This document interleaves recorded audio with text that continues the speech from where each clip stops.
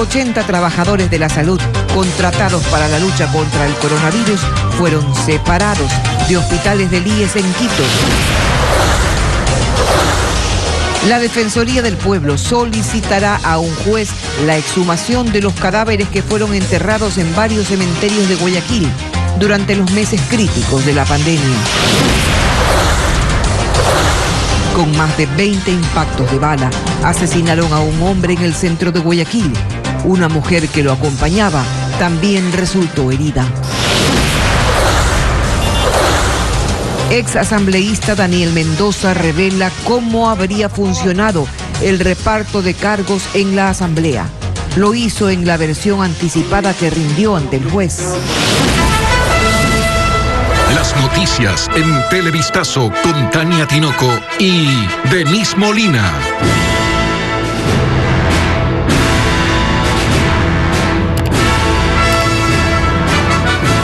Amigos televidentes, buenas tardes, bienvenidos a Televistazo. Iniciamos contándoles que los trabajadores de la salud contratados para atender a pacientes de COVID-19 durante la crisis en los hospitales del Seguro Social en Quito fueron separados de sus cargos. ¿Qué tal, Denise?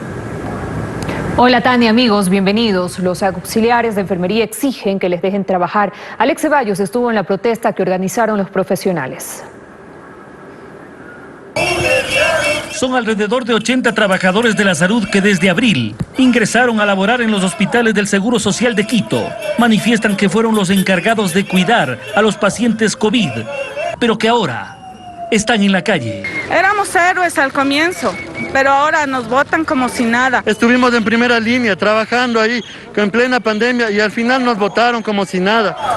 Afirman que sus contratos eventuales no fueron renovados y por consiguiente ya no tienen trabajo. Laboraban en cuidados intensivos, en hospitalización, en emergencia. Incluso algunos se contagiaron. Nos mandaron directamente a las áreas críticas y muchos de nosotros nos contagiamos, muchos de nosotros tuvimos que alejarnos de nuestras familias. Nosotros trabajamos en el momento que ninguno quiso entrar a la pandemia. Estuvimos en primera línea, nos arriesgamos la vida, arriesgamos a nuestros familiares y sí es verdad, hasta llegué a contagiarme y ahora con mis secuelas que tengo hemos estado aquí. Este miércoles realizaron un plantón fuera de su ex trabajo, con los mismos uniformes que utilizaron para atender la emergencia. Pensaron que su esfuerzo durante la crisis hospitalaria les podía garantizar su estabilidad, pero se equivocaron. De la ley humanitaria en el artículo 25, que nos dice que todos los trabajadores que entraron por la pandemia van a tener un contrato.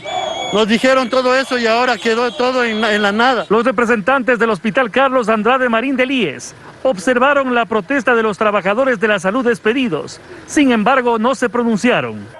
Desde el interior del hospital, algunos pacientes envían saludos para aquellos héroes de primera línea que lucharon por su bienestar, pero que hoy están en el desempleo. Policías en servicio pasivo iniciaron jornadas de protesta que anuncian serán permanentes. Afirman que la escasa claridad en las inversiones hechas con el dinero de los beneficiarios del ISPOL motiva las movilizaciones. En una marcha realizada en Quito pidieron a la Fiscalía General que se investigue a oficiales activos y pasivos que han estado al mando del Seguro Social de la Policía desde el año 2014. Hernán Higuera amplía la información. Pacíficos y sin revuelta, este 30 de septiembre policías en servicio pasivo de diferentes partes del país llegaron para protestar contra lo que muchos consideran el más grande atraco de la historia, la desaparición de más de 500 millones de dólares de las aportaciones de ellos. Que les metan presos a los que nos han traicionado como policías, como compañeros, porque ahí están generales, están coroneles, los administradores. También desde el 2016 está el poder político hasta actualmente. Indignados, no creen en las palabras del gobierno y solo exigen que la Fiscalía les responda. Ministros de gobierno, los comandantes generales de la Policía Nacional de los años anteriores, desde el año 2014 hasta el actual, deben ser investigados.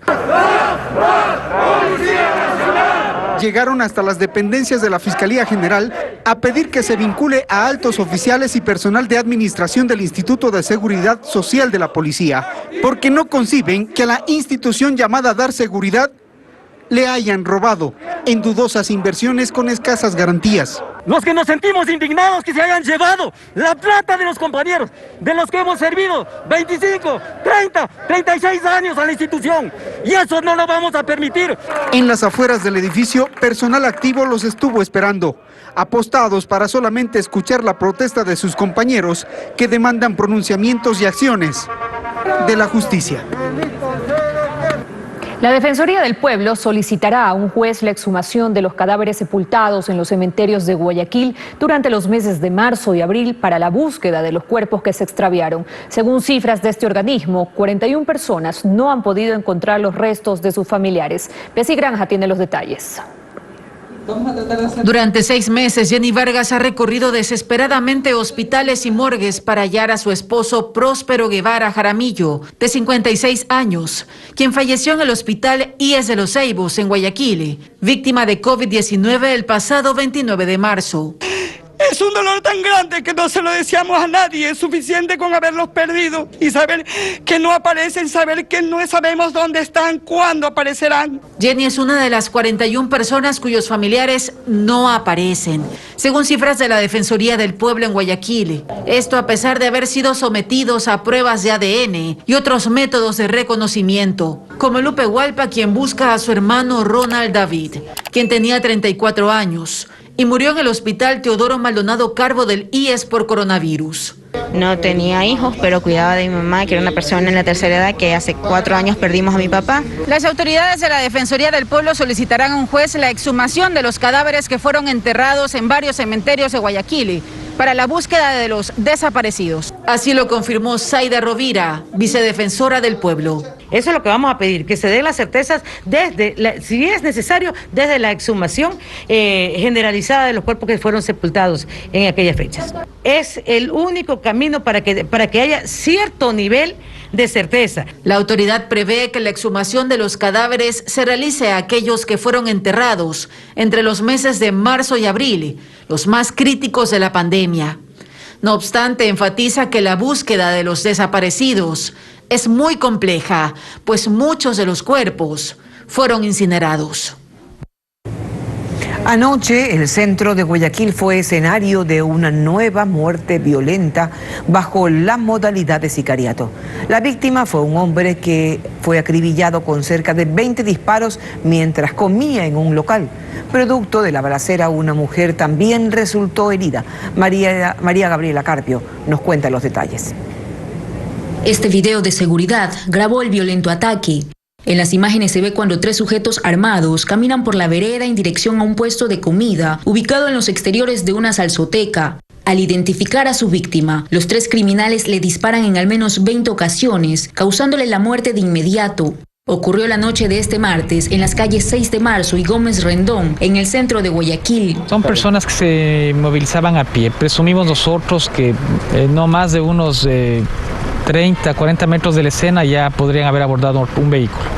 Una mujer extranjera que atendía al hombre fue alcanzada por los disparos y resultó herida. Es una víctima colateral de este hecho de violencia. Es una persona que tiene heridas en sus extremidades inferiores. Aparentemente se encuentra estable. Los agentes de criminalística y de la unidad de muertes violentas delimitaron la escena, donde encontraron más de 20 restos de bala. Por la modalidad del asesinato, los uniformados presumen que el hecho estaría vinculado a un caso de microtráfico. Estamos nosotros analizando la relación de este hecho de violencia con otro tipo de eventos en lo que va de este año. Ya esta mañana, personal del municipio de Guayaquil acudió al lugar y procedió con la clausura de la salsoteca, que hace pocos días había empezado a funcionar como restaurante. Ahora la policía analiza este y otros videos de seguridad para tratar de identificar a los autores de este nuevo crimen al estilo sicariato.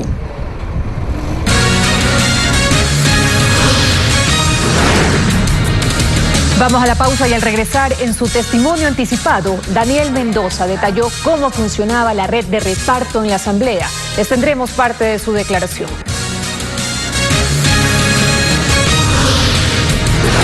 También este sábado concluye la instrucción fiscal en el caso de la compra de insumos con sobreprecio y por el cual está detenido Daniel Salcedo, procesado por otros 6 delitos.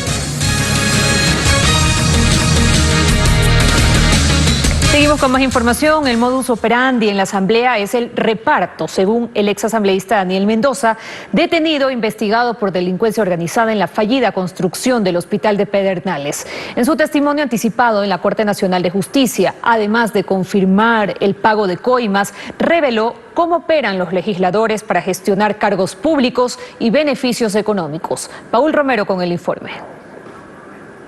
El ex legislador oficialista Daniel Mendoza reveló ante el juez de la Corte Nacional de Justicia Marco Rodríguez el modus operandi de los asambleístas para el reparto de cargos y cuotas de poder en el sector público. Habían reuniones periódicas de bloque en donde se trataban temas legislativos. Antes o después de estas reuniones se trataban estas cuotas o espacios en el sector público. Se utilizaba esta especie de reparto para poder garantizar votaciones orgánicas y unidad de bloque. Las preguntas a Mendoza fueron formuladas ante el juez por su abogada, Gabriela Moreira. Una de ellas fue: ¿en qué consistió el reparto? Siempre existía un asesor que hacía de puente y se acercaba a los legisladores. Por ejemplo, cuando estaba Paul Granda en la Secretaría de la Política, su asesor era Andrés Bejarano.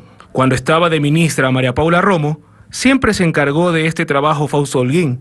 Lo que hacían era recoger las peticiones y procesarlas. Según Mendoza, esto ocurrió desde 2017, cuando Miguel Carvajal estuvo al frente de la Secretaría de la Política. Pero el reparto de las cuotas de poder en el sector público para los asambleístas sería solo una parte del pastel legislativo. Dijo que algunos parlamentarios, en lo que tiene que ver con los hospitales, no necesariamente recomiendan personas que ellos conozcan, sino que reciben el nombre por parte de algún proveedor de insumos médicos. Y a su vez, eso va acompañado de un valor económico que el proveedor ofrece a quien va a estar a cargo de este espacio político. Mendoza aseguró que se trataría de una práctica común en la Asamblea Nacional. Reconoció que su organización política, Mejor en Manabí, recibió $200,000 de coimas por contratos en el sector público en esta provincia. Este sábado concluye la instrucción fiscal en el caso de la compra de insumos con sobreprecio y por el que es investigado Daniel Salcedo y 8 personas más por el delito de peculado. Mientras tanto, se realizó la explotación y el cotejamiento de voces de los audios encontrados en varios allanamientos realizados en los inmuebles de Salcedo, quien además enfrenta 6 investigaciones. Andrea Báez con los detalles de la diligencia.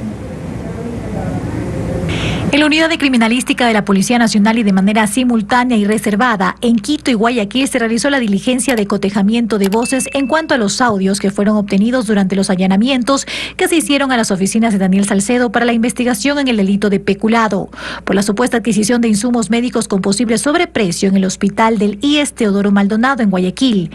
Este sábado concluye la etapa de instrucción fiscal por esta causa. Así lo aseguró el fiscal a cargo del caso, Reinaldo Ceballos. Computadoras, los CPU que fueron obtenidos en los allanamientos, correos internos, una maleta que había con documentos, es para establecer todas las conexiones con quienes tenía relación los procesados, porque ahí salen de las demás compañías que han intervenido en el proceso de adjudicación. Es decir, la Fiscalía tiene 4 días para solicitar o no al juez la fecha y hora de evaluación y preparatoria de juicio. Esta prueba siempre es muy importante. Se extrae toda la información y con eso ya la Fiscalía tiene más elementos para luego llevar a las audiencias preparatorias de juicio. Mientras tanto, Daniel Salcedo continúa recluido aquí, en el centro de detención del Inca.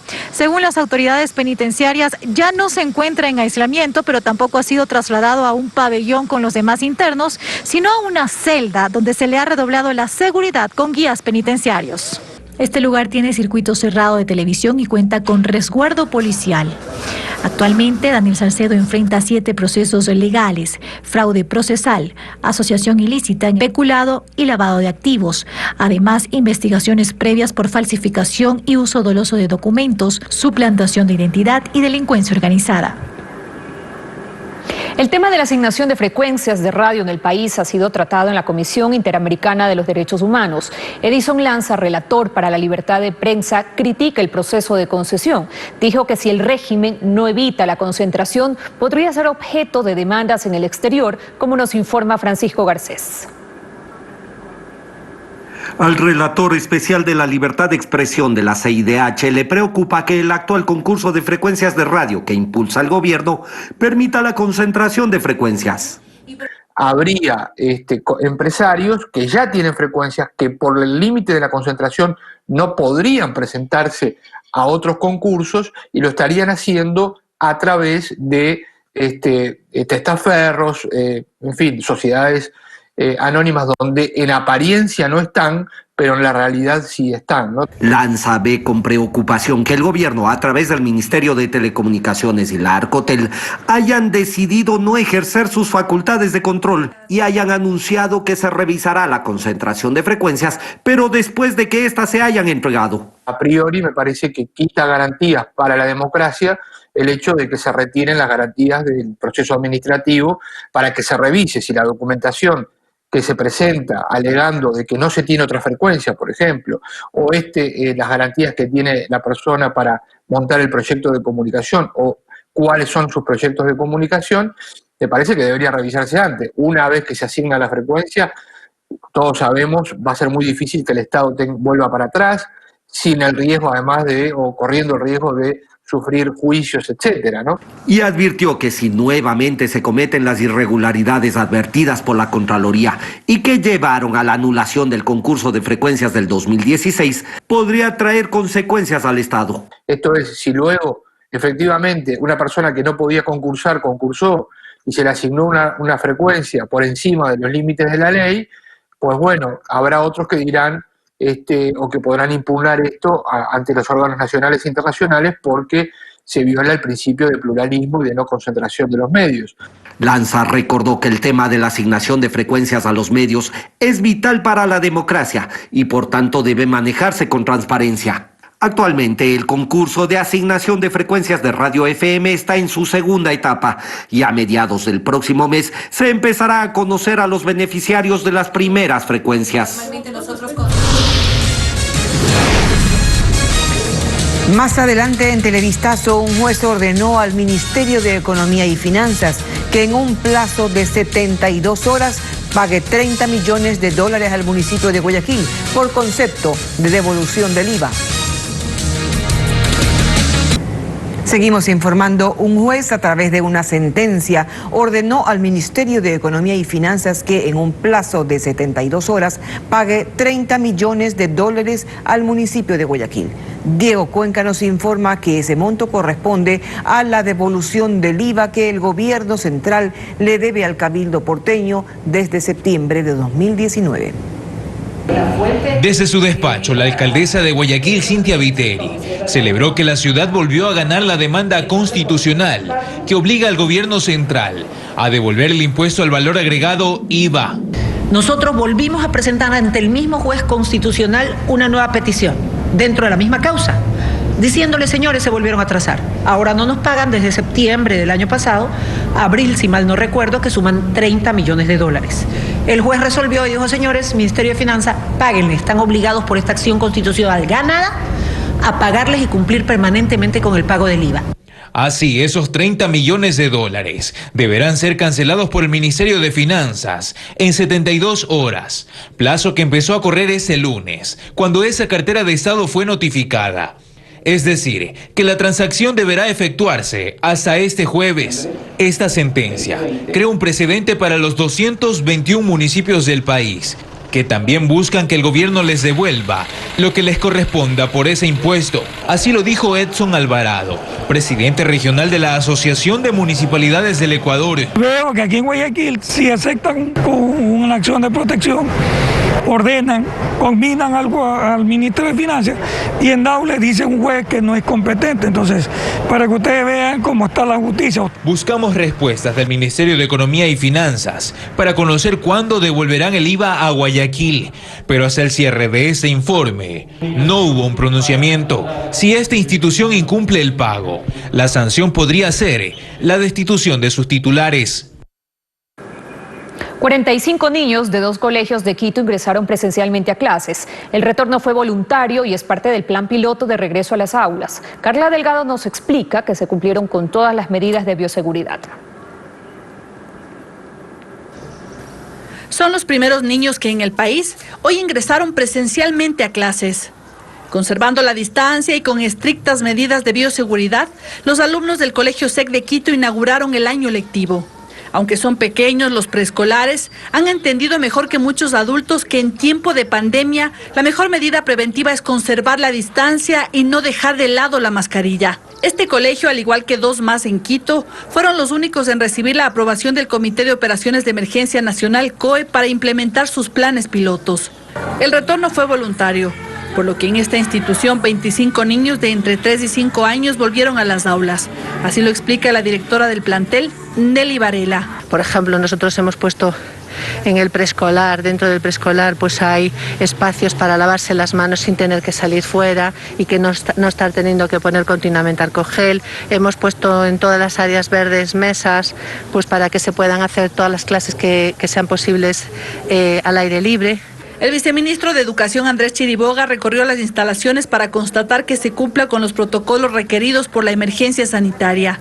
Aseguró que no se limitarán futuras propuestas de otras instituciones educativas. Una vez que la solicitud ingresa, la misma es analizada por las mesas 2 y 5, la de salud y educación, y con este análisis de ser favorable, se pasa a la autorización para que luego cada institución educativa, de acuerdo al cantón en el que se ubiquen, realicen los trámites también de uso de suelo que es necesario en función de la semaforización. Además de este centro educativo, el Colegio SEC de los Valles y el Colegio Pachamama, que iniciará sus clases el próximo lunes, fueron autorizados por el municipio capitalino para reaperturar su modalidad presencial.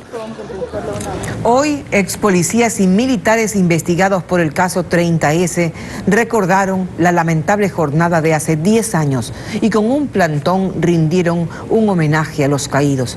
Familiares de sentenciados hasta con 12 años de prisión y perjudicados siguen en búsqueda de justicia. Hernán Higuera, desde el centro de Quito, prepara un informe.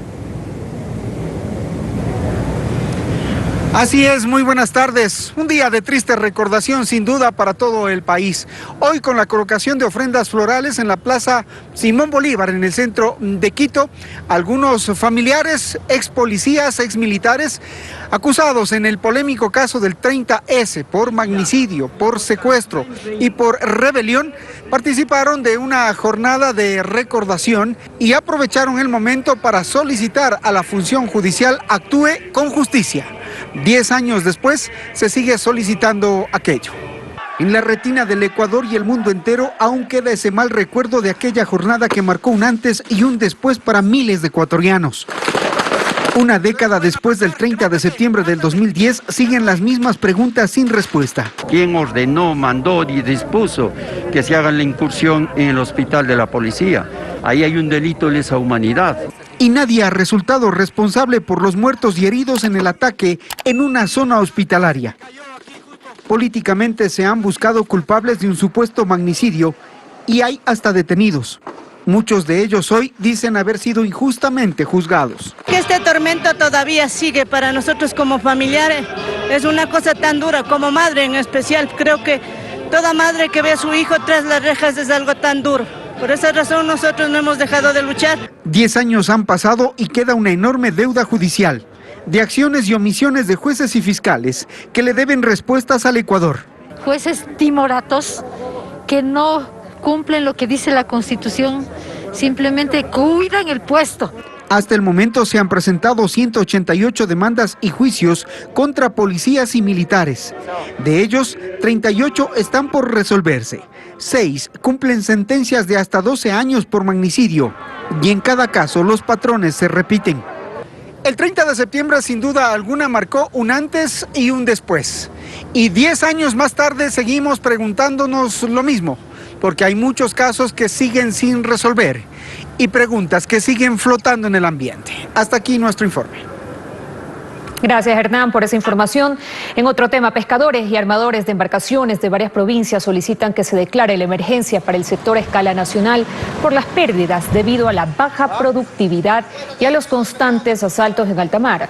Decenas de pescadores hicieron un plantón esta mañana en Guayaquil exigiendo que se instale una mesa de seguridad para definir nuevos planes de control en los puertos del país.